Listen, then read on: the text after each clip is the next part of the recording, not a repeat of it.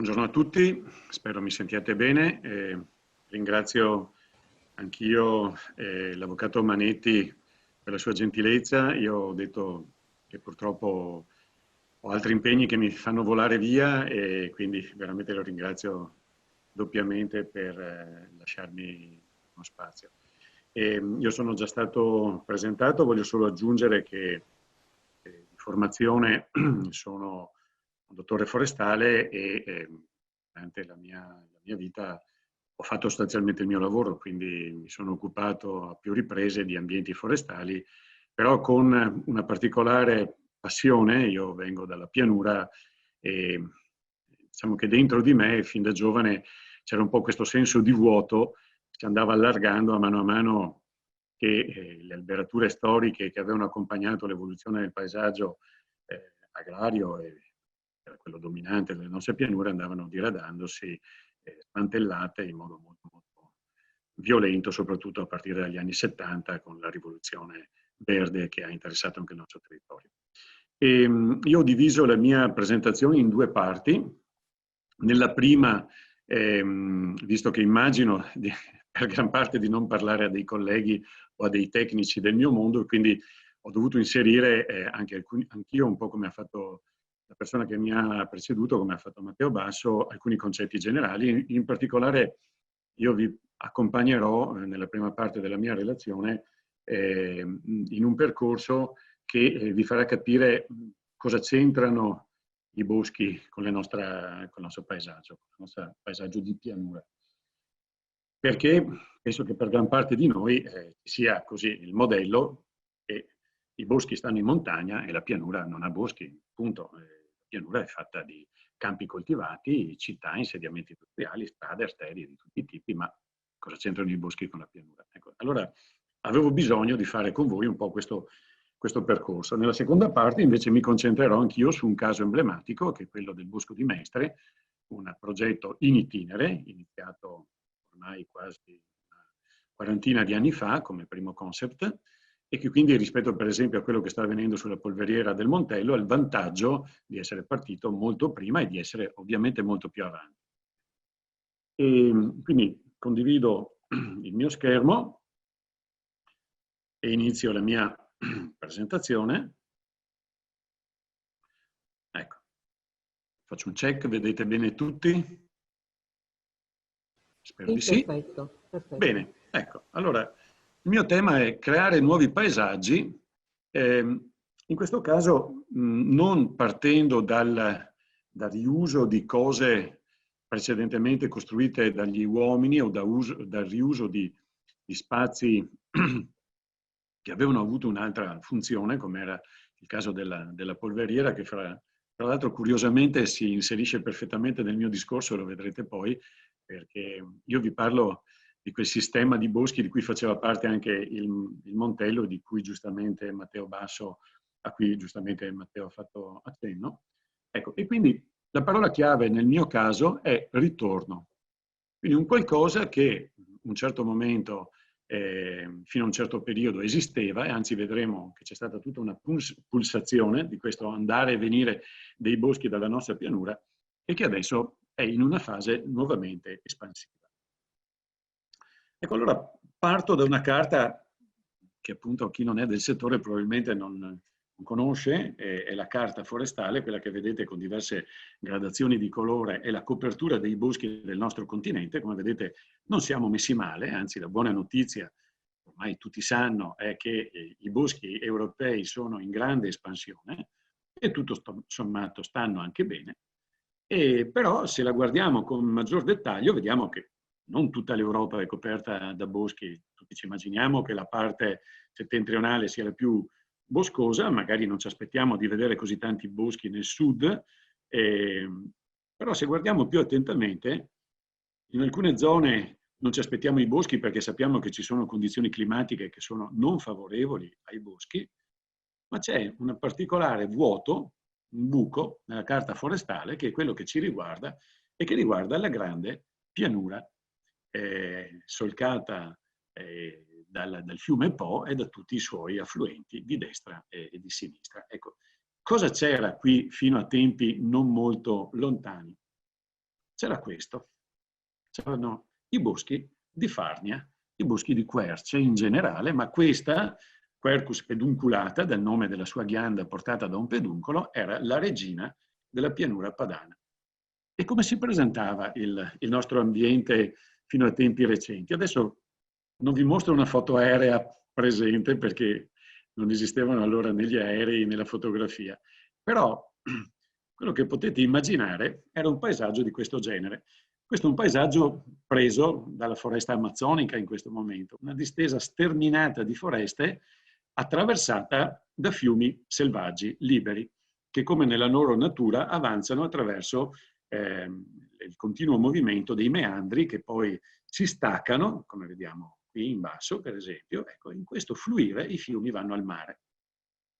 Se noi avessimo potuto volare sopra la nostra pianura 5.000, 7.000, 8.000 anni fa, avremmo visto un paesaggio di questo genere. Quindi questa è la natura, questo è quello che farebbe la vita sul nostro pianeta indipendentemente dalla nostra presenza. Ecco, questo paesaggio ha iniziato ad essere mutato quando ai cacciatori raccoglitori che hanno dominato l'Europa fino a circa 7-8 mila anni fa si sono sostituite progressivamente le popolazioni di agricoltori che provenivano dalla mezzaluna fertile e che si sono insediate progressivamente. Da noi non sono arrivate prestissimo, fra l'altro sono arrivate prima in altre zone, quindi possiamo dire che questo paesaggio ha cominciato ad essere trasformato circa 6.500 anni dal presente.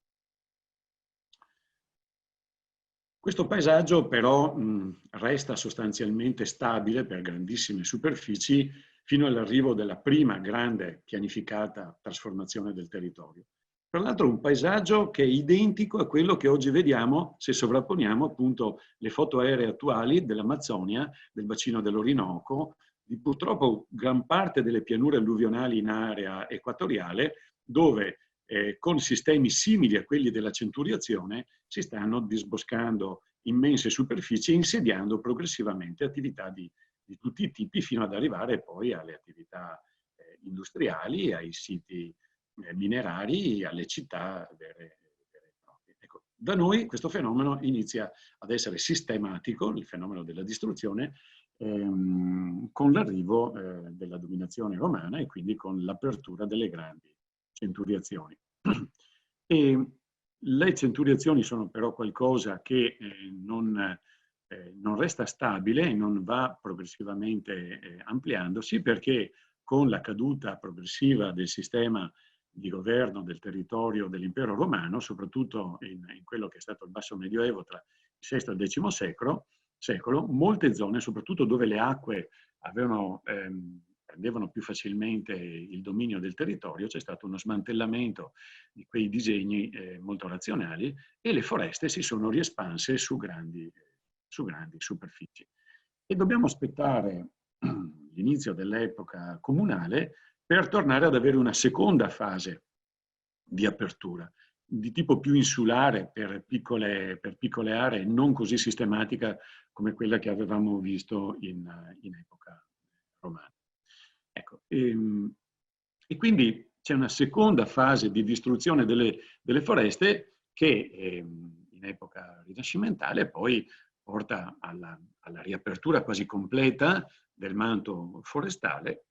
E la cosa curiosa, in questo quindi andare e venire dei boschi, è che è la Repubblica Serenissima che a partire dal XV secolo e fino alla sua caduta nel 1797 invece impone una seconda fase di ricostruzione delle foreste. Quindi la prima, quella diciamo alto medievale, è fatta dalla natura che riprende il suo sopravvento sul territorio. In questo secondo caso invece è una volontà chiarissima, pianificata, gestita come faceva la Serenissima per tante altre attività, con una capacità di governo e di pianificazione mirabile, che aveva un obiettivo di tipo militare strategico, quello di poter disporre entro le terre sotto il diretto dominio della Serenissima, che come sapete erano molto poche perché l'impero diciamo, della Serenissima era sul mare, di poter disporre dei diversi tipi di legname che erano necessari per la costruzione della flotta. sua potenza era una potenza sul mare e quindi aveva bisogno di disporre la materia prima, e allora la materia prima era soprattutto costituita dal legname. Ecco, quindi, visto che, come aveva detto giustamente Matteo Basso prima, era un legname fondamentale per la costruzione delle navi ed era il legno di rovere, come veniva chiamato, usando un termine che crea un po' di confusione se oggi lo compariamo con l'italiano. Ecco, la Serenissima tutela alcune residue foreste di roveri, rarissime, come quella del Montello, e obbliga tutte le popolazioni del dominio di terra a costruire piccoli lembi di boschi di pianura. Ecco, noi arriviamo ad avere nel XVIII secolo circa 7.000 ettari di rovereti ad alto fusto, quindi una piccola percentuale, e costituiti non tanto da grandi foreste, come quella del Montello, che era una delle 3 più grandi foreste di roveri della Serenissima, ma costituite invece da centinaia di piccole unità, anche perché questo era sostanzialmente equo, perché veniva imposto alle popolazioni locali di ripiantare sui terreni agricoli i rovereti, proprio piantando piantine o ghiande. Ecco, la dimensione media, lo sappiamo dai catastici, era di circa 10 ettari, ed è molto interessante guardare questa distribuzione di questi boschi di rovere nella pianura, perché vedremo che c'è una grande assonanza con quello che stiamo rifacendo adesso.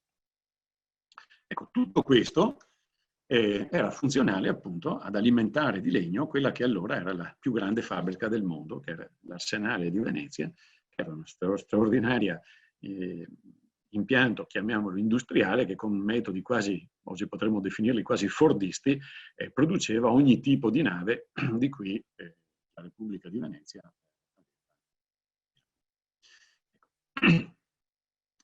Cosa resta al giorno d'oggi di quel sistema? Ecco, di quel sistema che non era fatto solo di boschi di rovere, ma nelle nostre Alpi, zona sia prealpi che la zona dolomitica, c'erano altri boschi, per esempio il bosco dove devo recarmi fra poco, quello del Cansiglio, era il Gran Bosco d'Areme con i faggi che servivano a fare i remi. Più dentro, in zona dolomitica, per esempio a Somadida, avevamo il Bosco dei Pennoni che serviva per fare con fusti slanciatissimi di abete rosso i pennoni che portavano la velatura delle navi. Ecco, gran parte di questi boschi alpini sono arrivati fino a noi. Io oggi posso camminare per il Gran Bosco d'Aremi della Serenissima, così come posso girare per il Bosco di Pennoni nella foresta di Somadida. Non posso più attraversare invece i grandi querceti della Serenissima, perché quello del Montello, così come quello di Catron, che erano i 2 principali nella terraferma veneziana, sono stati rasi al suolo completamente, in diverse fasi, in diverse epoche.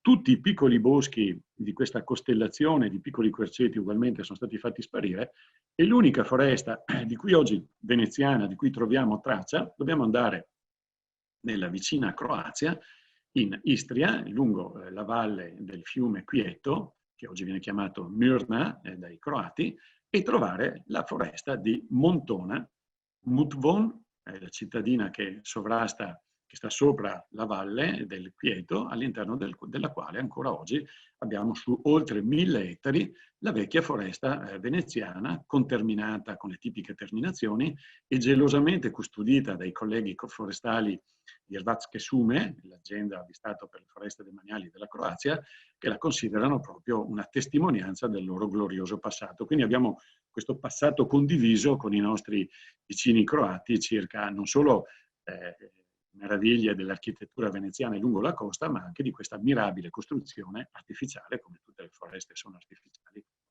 Chiariamolo bene per chi non è del settore, nel senso che sono tutte plasmate poi dalla mano dell'uomo secondo le sue mutevoli necessità.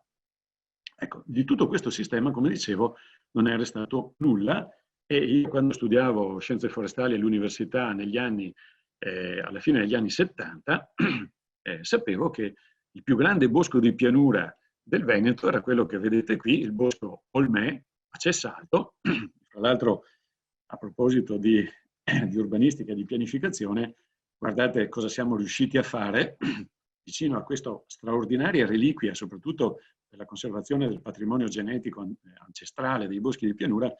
Siamo riusciti a piazzarci anche una zona artigianale, quindi veramente, come si dice, no comment. da questo punto di vista. Ma quello che mi piace farvi osservare è che in un momento in cui ci preoccupiamo tanto del disboscamento, giustamente, dell'Amazzonia e di altre grandi foreste tropicali, beh, noi veneti ci siamo andati giù duro, nel senso che della nostra Amazzonia, in circa 2000 anni, abbiamo fatto fuori il 99,99%. Quindi è stata un'operazione di disboscamento che, se io lo guardo da forestale, è stata catastrofica, insomma, da questo punto di vista. Ma perché lo potevamo fare tutto sommato? Nel senso che noi non avevamo boschi delicati come sono quelli equatoriali, tolto il bosco non è che ti trovi il deserto, come avviene invece purtroppo in Amazzonia. Tolto il bosco ti trovi un fertilissimo suolo agricolo che per secoli e secoli mantiene la fertilità costruita dal bosco, perché è il bosco che ha costruito la sostanza organica, e quindi ti permette sostanzialmente di continuare a gestire qualcosa di diverso che non è più un bosco, ma è un territorio agricolo, e così è stato fino a pochi decenni fa, quando gran parte della fertilità dei suoli è stata trasferita all'interno della fertilità della nostra moderna agricoltura. Ecco, quindi fatto questa rapidissima carrellata, questo rapidissimo excursus, anche a me piace analizzare la questione dal punto di vista dell'interazione con la società. Quindi la società veneta sostanzialmente fino a pochi decenni fa intanto non aveva memoria del fatto che le nostre pianure fertilissime, abitatissime, fossero state un bosco nel passato. Questa era una memoria talmente lontana che non poteva essere ancora viva tra le popolazioni locali. Però esisteva un po' questo mood, questo sentimento, magari rappresentato dalla toponomastica, dove ovunque si ricordano nomi di boschi, di alberi di diverse specie o di altri sistemi comunque riconducibili a sistemi forestali. E quindi è curioso come, forse anche come reazione alla rapida industrializzazione, alla perdita di identità dei paesaggi, si è iniziato qua e là, diciamo grosso modo negli anni '80, da parte di vari gruppi di cittadini, e lo troveremo questo concetto, l'idea di poter provare a ricostruire almeno qualche pezzo degli antichi boschi. E quindi diciamo che c'è stato un movimento che è stato molto dal basso e ha portato a far germogliare, diciamo, in giro per il nostro territorio tutta una serie di piccole iniziative. Quella che vedete nella mia immagine è una foto aerea di qualche anno fa dell'area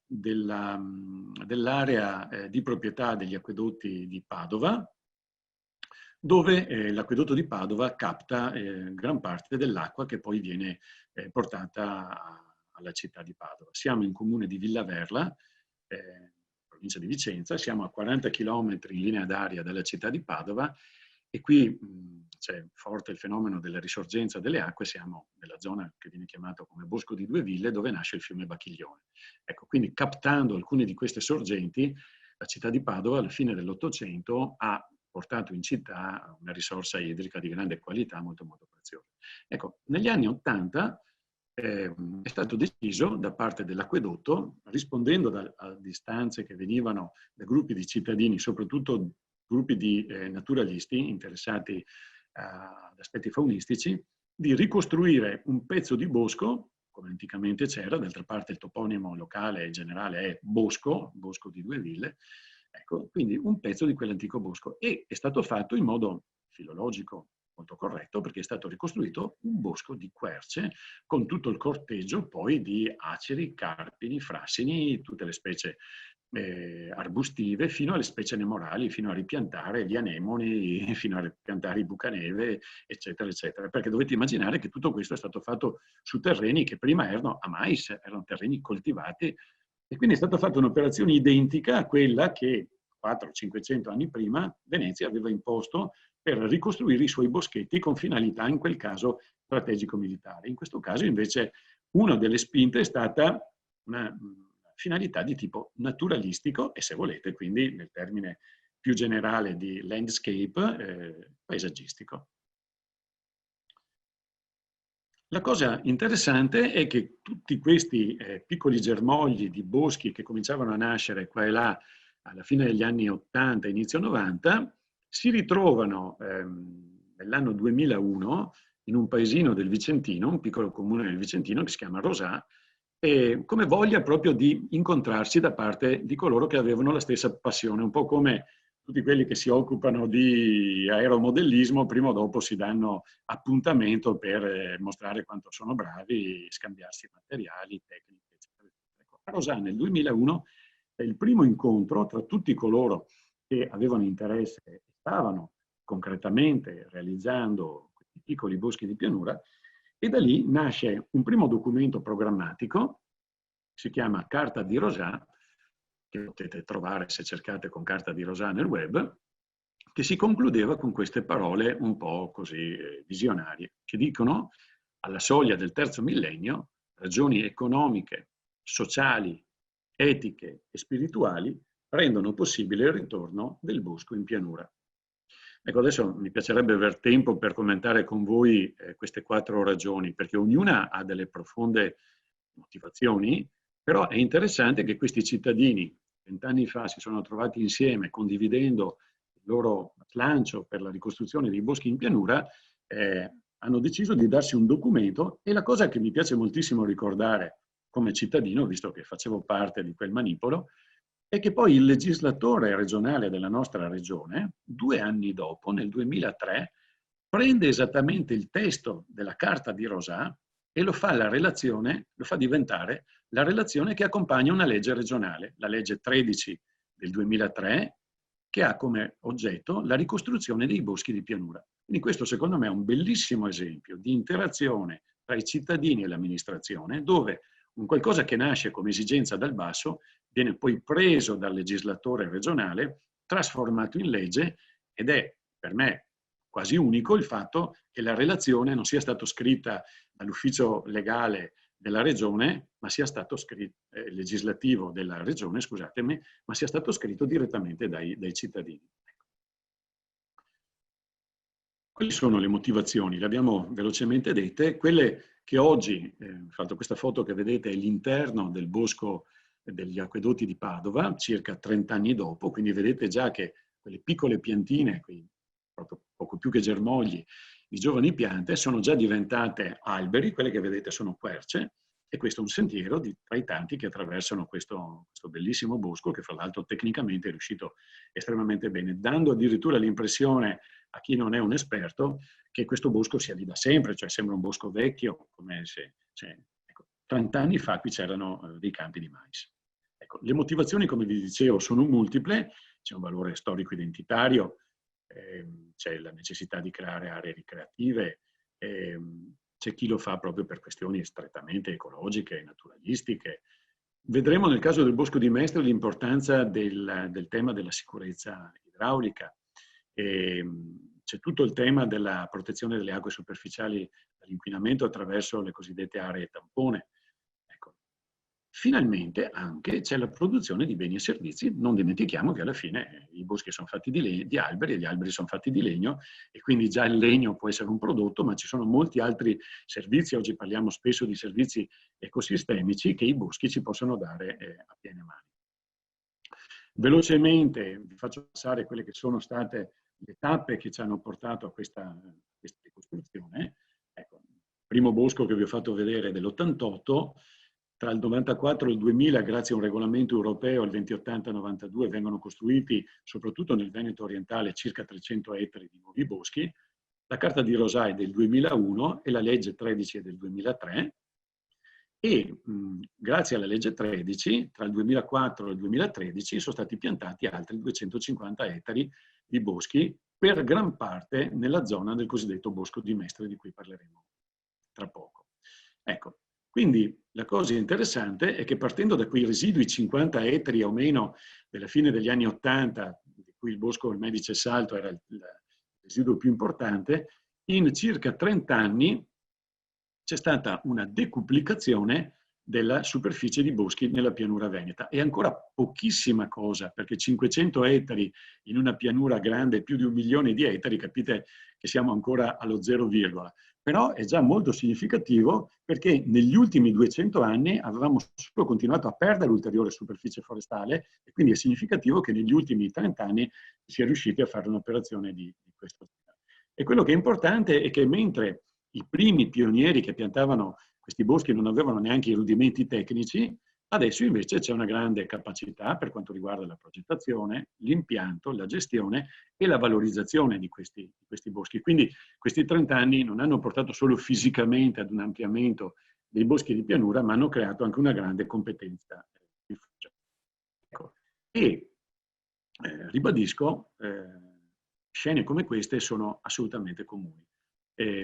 I boschi di pianura sono stati voluti da gruppi di cittadini, spesso con coinvolgimento anche, per esempio, dei bambini, delle scuole, con cerimonie molto partecipate, eccetera, sempre con grande anche simbolismo, con una grande attività mediatica. Stiamo ricostruendo i nostri boschi, stiamo riappropriandoci di una parte fondamentale della nostra identità, perché i boschi di pianura erano parte dell'identità della pianura veneta in epoca veneziana ed erano il nostro ambiente naturale prima che noi lo trasformassimo.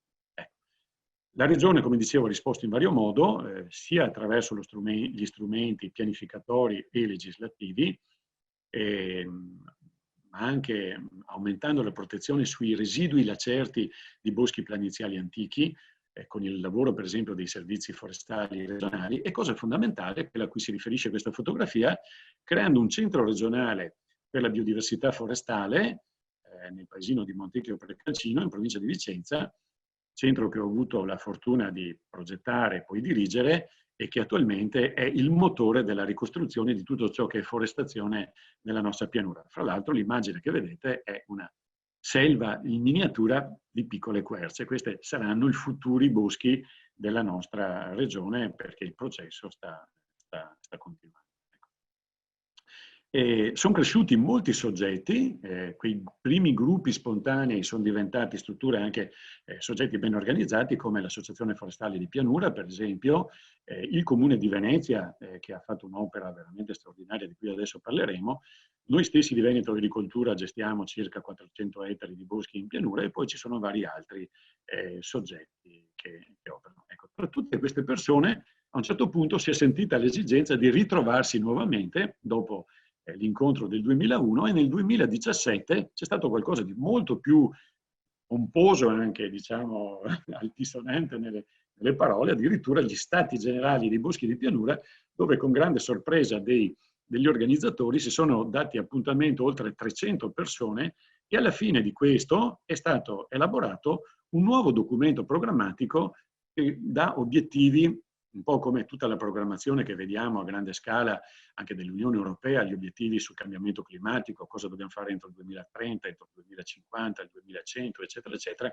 Quando si parla di boschi non si può parlare di una pianificazione che abbia come orizzonte domani mattina. E quindi l'obiettivo fondamentale è quello che nei prossimi 30 anni, quindi se in 30 anni abbiamo decuplicato la superficie, passando da 50 a 500, ci diamo l'obiettivo come Veneti di passare nei prossimi 30 anni, quindi al 2050, da 500 a 5.000 ettari di boschi di pianura. Con ciò raggiungendo quello che sembra ancora quasi insignificante, però l'1% della nostra pianura potrebbe, vorremmo che fosse coperto da boschi di pianura. Qui sotto vedete il processo dai boschi residui, come può essere stato il bosco di Cessalto, raccolgo il seme, lo moltiplico nel vivaio e costruisco i nuovi boschi. E qui c'è un'attenzione particolare anche all'aspetto genetico perché sto piantando non solo le specie mie, ma anche le origini locali, sono importantissime nel caso della vegetazione, perché sono quelle che sono state selezionate in millenni e millenni di interazione tra l'albero, la pianta in generale, e l'ecosistema dove alla fine si trova a vegetare. La carta di Sandrigo ha tanti altri obiettivi che potete anche immaginare facilmente, che vi lascio scorrere rapidamente perché voglio arrivare adesso alla seconda delle mie presentazioni e con questo sostanzialmente vi ringrazio per l'attenzione per quella che è stata questa parte introduttiva. E vi svelo anche un piccolo segreto che se qualcuno di voi aveva buttato l'occhio nella mia prima immagine, forse era sembrato un po' strano. Vicino al mio nome c'era la foto di un uccellino. Ecco, adesso ve l'ho ingrandita, questo si chiama ghiandaia, e vedete che cosa sta facendo. C'ha una ghianda nel becco ed è l'animale a cui la natura ha dato il compito di portare in giro i pesanti semi delle querce per creare nuovi boschi. E lo uso sostanzialmente come immagine del lavoro che noi forestali regionali stiamo facendo da circa 30 anni per ridarci questo patrimonio di boschi di pianura. Adesso attivo, mi dovete lasciare uscire un attimino, vado a prendere una seconda presentazione PowerPoint, eccola qui, e ve la condivido. E negli ultimi 10 minuti che mi restano vi racconto brevemente la storia invece di questo che oggi è la più grande opera di ricostruzione di boschi di pianura della pianura veneta. Ci sono opere analoghe nella pianura lombarda, piemontese, eccetera, ma per noi veneti questo è l'opera più importante che sia stata fatta fino a questo momento. E ringrazio l'istituzione Bosco e Grandi Parchi del Comune di Venezia che mi ha dato questi materiali che adesso velocemente condivido con voi. Allora, prima di tutto c'è un fatto proprio pianificatorio. La città di Venezia Mestre decide sostanzialmente alla fine degli anni 80, all'inizio degli anni 90, nella riorganizzazione, nella sua revisione dei suoi strumenti urbanistici, di vincolare un'area molto ampia, che è quella che vedete, sono le aree che vedete evidenziate in colore, vincolarle a una sola destinazione, boschi di pianura. E questo deriva soprattutto, avete visto prima le tante finalità, in questo Non caso... vediamo, scusami, non vediamo il PowerPoint. Io allora vi chiedo scusa, torno un attimo indietro, devo tornare... sì, ho capito io cosa... Ho fatto una stupidaggine, lasciatemi solo... perché, eccolo qui, non ho fatto la nuova condivisione, scusatemi tanto, adesso immagino lo vediate. Lo vedete adesso? Sì, vediamo. Sì. Sì, chiedo scusa veramente, ma lo vedevo io, ma non l'avevo messo in sharing con voi.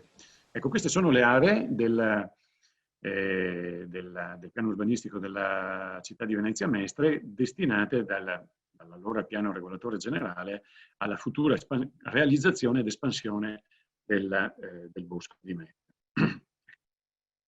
Gli obiettivi, anche in questo caso, sono multipli, però nel caso del Bosco di Mestre c'è un obiettivo.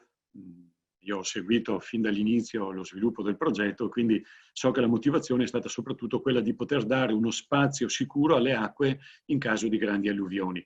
E se ricordate, Mestre ha avuto una grande alluvione in epoche recenti e questo ha confermato il fatto che comunque abbiamo bisogno di spazi, soprattutto in una fase di cambiamento climatico, dove poter mettere l'acqua quando non sappiamo più dove metterla, quando i fiumi non la possono più contenere. Chiaro che questo succede in qualche rarissimo momento, per il resto quello è uno spazio che resta fruibile per altre cose.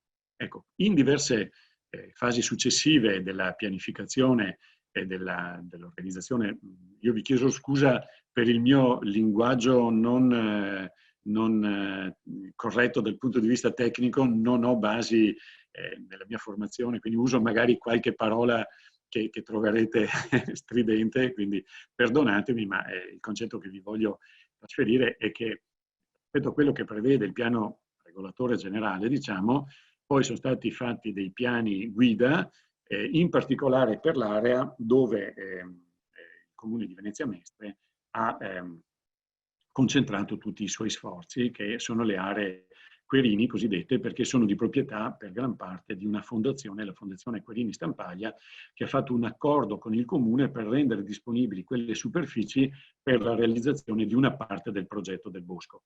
L'area a destinazione bosco di Mestre è grande circa 1200 ettari, le aree Querini sono grandi circa 200 ettari, quindi è un primo, ma è assolutamente significativo blocco di boschi, quello sul quale ha lavorato la città di Venezia, il comune di Venezia. Qui vedete il primo piano guida, quello del 2004, con la successiva revisione del 2009. Come vedete il disegno sostanzialmente resta lo stesso con qualche piccolissima modifica e soprattutto approfondimento per quanto riguarda le fasi successive di realizzazione. Ecco, questo è quanto è stato finora realizzato. C'erano qualche piccolo bosco fatto già prima del grande intervento sulle aree Querini, che sono di circa 200 ettari, e in totale oggi il sistema dei boschi, che chiamiamo complessivamente i boschi di Mestre, è di 230 ettari di superficie. Ovviamente, e qui adesso entro a gioco in casa, dal punto di vista forestale esiste un piano di gestione forestale, che è un piano particolareggiato molto molto di dettaglio, che dice particella per particella quali sono le operazioni selvicolturali che vanno realizzate. Ovviamente sopra il piano di gestione forestale c'è un piano di gestione più generale che riguarda anche tutte le infrastrutture che a mano invece si stanno realizzando, soprattutto quelle per rendere fruibile, perché il scopo primo non è quello appunto di fare un po' di natura più o meno selvaggia intorno a casa, ma è quello di, da un lato, avere delle aree per la sicurezza idraulica e dall'altra parte di avere delle aree fruibili per la popolazione, soprattutto mestrina, ma non solo, di tutto l'Interland, perché tutti sappiamo cosa vuol dire avere dei grandi boschi immediatamente fuori dalla porta di casa. Ecco, qui c'è un dettaglio, ma non penso sia importante. Ecco. Quello che è importante è che vedete che questi sono boschi realizzati con quella legge 13 del 2003 e devo dire che la città, il comune di Venezia Mestre è stato particolarmente bravo, i suoi uffici sono stati particolarmente capaci nell'approfittare di questa opportunità e, come si dice quasi in gergo, svuotare le casse della regione perché nessun altro in quegli anni ha fatto così tanto con i fondi della legge 13. Legge che, per inciso, ha avuto 7 bandi dal 2003 fino al 2011, poi ha avuto una fase di stop che è durata adesso purtroppo 7-8 anni e proprio da quest'anno la Regione ha deciso di nuovamente finanziare la legge 13 e proprio in questo momento, lo dico se per caso c'è qualche amministratore, qualche tecnico degli uffici tecnici comunali, qualche cittadino di gruppi di interesse, che in questo momento è aperto il bando. Quindi, leggendo attentamente chi può fare domanda, ma sono soprattutto gli enti locali, magari potrebbe essere l'occasione per imitare più o meno a scala adeguata alla propria realtà quel percorso che ha fatto non solo la città di Mestre, oggi il comune di Venezia Mestre, oggi parliamo di questo esempio, ma molti altri comuni hanno fatto un percorso analogo approfittando sia del regolamento 2080, che però è da tempo esaurito, sia soprattutto della legge 13. Ecco, qui vi faccio vedere un piccolo particolare di tipo tecnico e mi avvio veramente alla conclusione. Vedete per esempio la scelta di specie, oggi nel fare i boschi non si piantano solo, come vedete sopra, da sinistra a destra, querce, carpini, frassini, si piantano anche tutto il corteggio di arbusti, sotto vedete per esempio del pallon di maggio, del biancospino, del sambuco, ma addirittura si costituiscono poi, si ricostituisce il sottobosco fatto delle tipiche specie erbacee nemorali, quelle delle spettacolari fioriture primaverili. Vedete anche per esempio la tecnica di impianto con queste file ondulate in modo da non dare l'impressione di un pioppeto, di una piantagione, ma di qualcosa che sia il più vicino possibile alla natura, anche se è completamente un'opera artificiale che poi nei secoli si andrà progressivamente rinaturalizzando fino al limite a poter essere comparabile anche dal punto di vista botanico a una foresta planiziale naturale. Ecco. Anche dal punto di vista della tecnica di messa a punto di impianto sono state apportate notevoli innovazioni, l'uso per esempio delle piantine con pane di terra, come vedete in alto a sinistra, l'uso di questo piccolo attrezzo che si chiama bastone trapiantatore, l'uso della pacciamatura per poter proteggere le piante nei primi anni dalla concorrenza spietata delle erbe infestanti, gli ex seminativi, eccetera. Quindi c'è tutto, diciamo, una tecnicità che oggi è molto molto ben conosciuta e quindi basta solo prendere un manuale tecnico per la realizzazione dei boschi di pianura, cosa che è scaricabile online e oggi non si fanno gli errori che invece i pionieri magari hanno fatto pagandoli cari. Vi faccio notare quanto importante sia l'interazione all'interno del bosco di Mestre tra il sistema dei boschi e il sistema delle acque. Vi ho parlato prima della funzione idraulica, per la sicurezza idraulica del territorio. L'altra funzione importantissima è quella per la depurazione delle acque, perché i boschi e le zone umide ad essi connessi possono avere anche una grande capacità per quanto riguarda la fitodepurazione, quindi il miglioramento qualitativo delle acque che circolano poi attraverso il nostro territorio.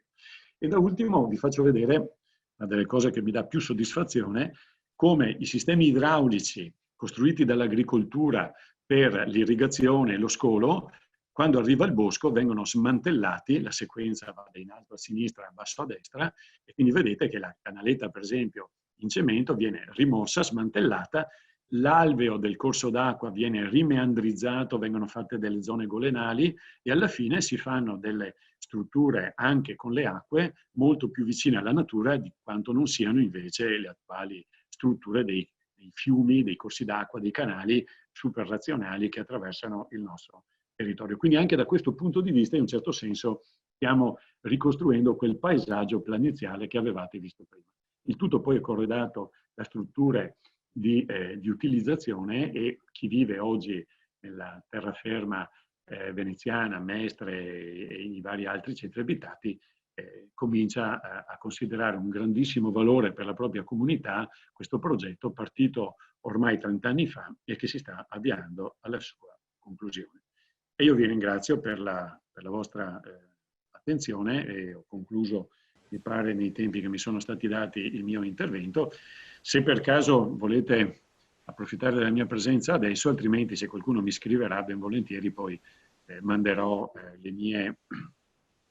manderò le risposte a chi volesse pormi delle domande. Io purtroppo fra pochi minuti devo invece andarmene e partire. Allora, c'è un'unica domanda di Clelia Sacco che dice: come forestale ci può velocemente aggiornare sulla situazione dei boschi e quindi del paesaggio nell'area bellunese dopo Vaia? Oh mamma mia! Ecco, stiamo parlando di ritorni, no, di creazione di nuovi paesaggi. Allora faccio solo una rapidissima battuta, proprio per non rubare tempo agli altri relatori. La situazione in questo momento è ancora nella fase emergenziale, quindi siamo ancora nella fase del completamento dell'esbosco da dove è stato possibile farlo. Purtroppo nel Veneto non siamo riusciti ad esboscare tanta parte di quanto è stato atterrato da Vaia, quindi inevitabilmente una parte importante dei boschi atterrati dalla tempesta resteranno dove sono. E, come Veneto Agricoltura gestiamo le foreste demaniali regionali e le stiamo usando come grande laboratorio per la ricostruzione. Il fatto che io devo scappare via adesso e andare nella foresta del Cansiglio è che proprio devo andare a vedere un cantiere di ricostruzione di aree post-Vaia sulle quali stiamo lavorando. E lo scenario è che ci saranno 2 percorsi nel Veneto nei prossimi 10-15 anni, uno che sostanzialmente lascerà fare la natura, e quindi sarà la natura che porrà i semi che vorrà, con le dinamiche che vorrà, spesso in aree dove il legname non verrà rimosso, e questo sarà su estese superfici. L'altro percorso invece sarà quello sulle aree dove il legname è stato rimosso, di intervenire in modo artificiale, e qui sottolineo l'importanza di questo approccio che molti non condividono, ma che io da tecnico forestale invece assolutamente consiglio, perché i boschi che stanno nascendo adesso sono i boschi che avremo fra 100 anni. E fra 100 anni l'IPCC ci dice che se andrà tutto bene avremo più 2 gradi rispetto all'inizio dell'era industriale, ma se le cose andranno invece come purtroppo paiono andare, basta guardare i ghiacciai e i ghiacci dell'Artico che ci dicono che il cambiamento è più veloce di quanto era stato previsto, avremo fra 100 anni più 5, più 6 gradi rispetto al presente, che è catastrofico dal punto di vista sociale ed economico, ma per quanto riguarda i boschi lo è ancora di più. Quindi se vorremmo avere boschi per il futuro dobbiamo piantare oggi i boschi del futuro. La natura non è capace di piantare oggi i boschi del futuro, quindi il rimboschimento è dal mio punto di vista pressoché obbligatorio ovunque possibile. Allora, c'è un'altra osservazione in polemica. Le aree forestali sono il 36% del territorio nazionale e crescono incessantemente di 40.000 ettari l'anno. 40.000 ettari. Siamo i primi in Europa come rapporto superficie-foresta, con più di 100 milioni di ettari di foreste. Vedere campi di mais che diventano boschi volontariamente lo trovo non solo un errore, ma pura follia. Sono politiche che avevano senso 50 anni fa, ora sono superate e dannose. Questa è una posizione. Un bosco ha senso in pianura solo se cresce al posto di un quartiere o di un ipermercato.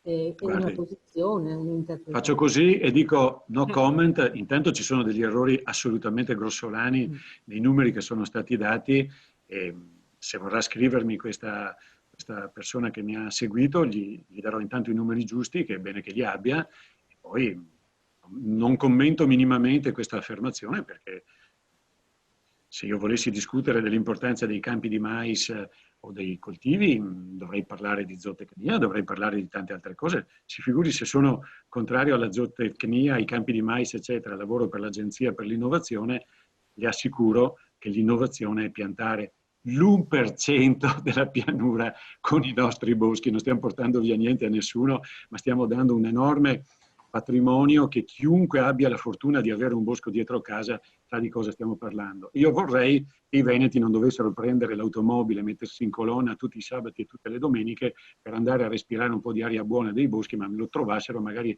a piedi o in bicicletta fuori dalla porta di casa. Dopodiché, viva la democrazia, viva la diversità, viva la biodiversità dei nostri pensieri, e io li rispetto tutti. Grazie. Dalila, posso intrattenerla un attimo, proprio rapidissimamente? Proprio Sì. sarò velocissima. Se non rubo tempo, soprattutto a chi, perché io ho rubato tempo agli altri, adesso non vorrei rubarne ancora. Io mi auto, diciamo, sottraggo del tempo, perché avrei bisogno di chiederle, perché anche per la Basilicata, dove stiamo facendo il piano paesaggistico in questo momento, c'è un forte incremento del bosco, però come successione secondaria. E quello che noi stiamo vedendo attraverso delle shifting matrix è che in gran parte il bosco sta erodendo o ha già eroso gli spazi dei pascoli, che invece sono dei luoghi che sono considerati dei biotopi di grandissima importanza, anche se l'abbiamo fatto anche in Puglia, Matilda forse se lo ricorda, cioè noi abbiamo addirittura individuato il pascolo come un tipo di paesaggio che rientrava nelle pseudosteppe, quindi di biodiversità. Anche in questo caso noi siamo problematici, ecco, non stiamo dicendo il bosco è cattivo, il bosco è buono, però il bosco quando interviene per abbandono e diventa secessione secondaria, cioè non con le caratteristiche che avrebbe, andrebbe governato, andrebbe regimentato per evitare che magari perda tutta quella complessità che invece i boschi naturali hanno altrove. È così, è corretto? Lei ha detto delle cose assolutamente corrette. Ecco, vorrei che non ci fosse un equivoco. La mia relazione non era sul ritorno dei boschi, era sul ritorno dei boschi in pianura, cioè dei boschi che non ci sono, che non ci sono più, che sono andati, che sono venuti, di cui abbiamo un estremo bisogno nella nostra megalopoli della pianura. Ecco. In tutti gli altri contesti, l'avanzata disordinata del bosco crea problemi di varia natura, sicuramente erode paesaggi costruiti dall'uomo nei millenni, ma pregevolissimi dal punto di vista puramente estetico, ma ancor più preziosi dal punto di vista naturalistico. Quindi ogni volta che un bosco avanza su un vecchio pascolo, su dei prati d'asfalto, eccetera, eccetera, è comunque una perdita da tutti i punti di vista, ed è giusto sviluppare politiche che contengono l'avanzata del bosco, soprattutto nelle zone montane. In un certo senso, prendendo una regione come il Veneto, che ha una pianura senza alberi, una montagna che ne ha già troppi, sarebbe bello poterne prendere un po' di quelli che ci sono in montagna e riportarli in pianura, cioè riaprire spazi. Vi dicevo prima, quello che vado a vedere fra 2 ore nella foresta del Cansiglio è una riapertura di spazi. Abbiamo approfittato di Vaia, e dove Vaia ha distrutto il bosco non lo stiamo ricostruendo e creiamo nuove praterie per la fruizione della foresta, per la vita selvatica, in particolare per l'alimentazione dei grandi erbivori. Abbiamo una grande popolazione di cervo, tra l'altro apprezzatissima, e vogliamo dare spazi anche per il cervo, eccetera, eccetera. Quindi, come forestale, la mia posizione è assolutamente, se possiamo difendere il paesaggio, il mosaico fatto di pascoli, di praterie, di altre forme di uso del suolo diverse da quello che non sia quello forestale, Benissimo. Soprattutto mettiamo le mani però sulle foreste che abbiamo, perché a proposito di paesaggi dell'abbandono, gran parte dei paesaggi forestali italiani oggi sono paesaggi dell'abbandono. Sono paesaggi forestali dell'abbandono. Benissimo. Grazie, grazie, è stato molto chiaro. Bene, Grazie. vi saluto e vi ringrazio ancora per l'ospitalità e poi seguirò con calma le vostre registrazioni quando avrò il tempo di poterlo fare. Buona giornata e buon lavoro. Grazie, arrivederci.